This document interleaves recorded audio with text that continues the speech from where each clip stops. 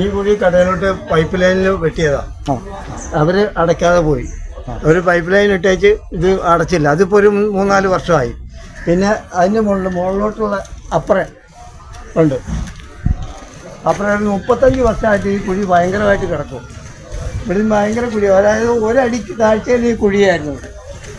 അതിപ്പോൾ ജനങ്ങൾക്ക് നടക്കാനും അതുപോലെ വണ്ടി ഇറങ്ങി എല്ലാം ബുദ്ധിമുട്ടുള്ളൊരു കുഴിയായിരുന്നു. 10-35 വർഷമായിട്ട് ഇതിങ്ങനെ കിടക്കുക. ഇതിലെ വഴിയാത്രക്കാർ ഇഷ്ടം പോലെ ആയിരക്കണക്കിന് ആൾക്കാർ പാസ് ചെയ്ത് പോകുന്ന ഗർഭിണി പെണ്ണുങ്ങളും അതുപോലെ അല്ലാത്തവരും വന്ന് അറിയാതെ വന്ന് കാലങ്ങോട്ട് ചവിട്ടി അവർക്ക് അതുപോലെയുള്ള ബുദ്ധിമുട്ടുകൾ ഉണ്ടായിട്ടുണ്ട്. പല പല പ്രശ്നങ്ങളും ഇവിടെ ഉണ്ടായിട്ടുണ്ട്. കാരണം വണ്ടി ഇത് ഈ പെട്ടെന്നകത്ത് കയറിച്ച് പുറകോട്ട് വന്നു കഴിയുമ്പോൾ വേറെ വണ്ടിയുടെ പുറത്ത് ചെന്ന് മുട്ടും.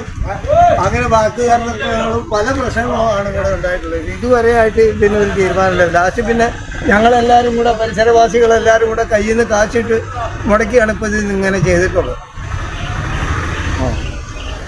പരാതിയൊന്നും കൊടുത്തില്ലായിരുന്നു? പരാതിയൊന്നും കൊടുത്തില്ല. ആരോട് പരാതി പറയാനാ?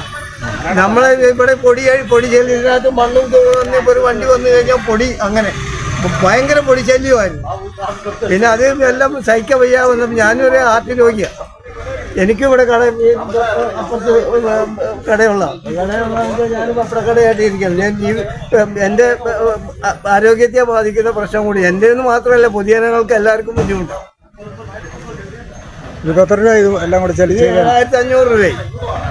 ഇത് രണ്ടും കൂടി ചെയ്തത് പൈസ ആവുന്നതല്ല, ജനങ്ങൾക്ക് ബുദ്ധിമുട്ടായിരുന്നു. ഇവിടെ വണ്ടിക്കാർക്കും എത്ര വണ്ടികൾ പാസ് ചെയ്തിട്ടുണ്ട്. ആ കോംപ്ലക്സിനകത്ത് 3 കടകളുള്ള ആ കടക്കാരുടെ വണ്ടികളും എല്ലാം ഇതിലെ കയറി ഇറങ്ങി പോകുന്നത്. ഇവിടെ സാധനം വാങ്ങിക്കാൻ പറ്റുന്ന ആൾക്കാർ വണ്ടി, അങ്ങനെ ഒത്തിരി അനവധി വണ്ടികൾ കയറി പോകുന്ന ഒരു സ്ഥലം.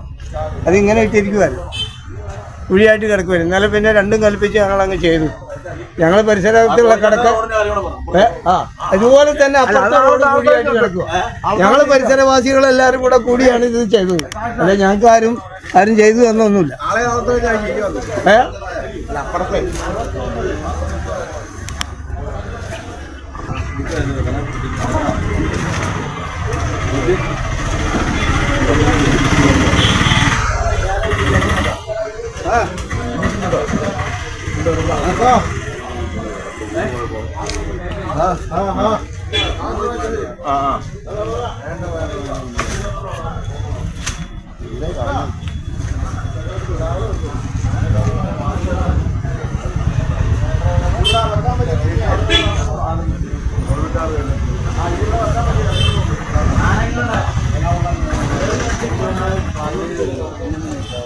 ഇവിടെ എത്ര നാളായിട്ട് കട നടത്തുക?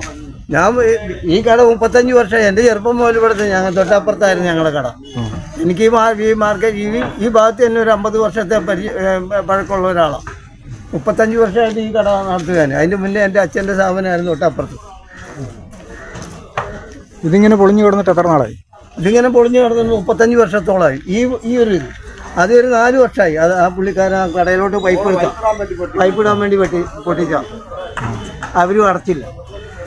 എല്ലാ കഷ്ടനഷ്ടങ്ങളും ദുഃഖങ്ങളും എല്ലാം അനുഭവിക്കാൻ ഞങ്ങൾ ഇവിടെ കിടന്ന് ബുദ്ധിമുട്ടുക.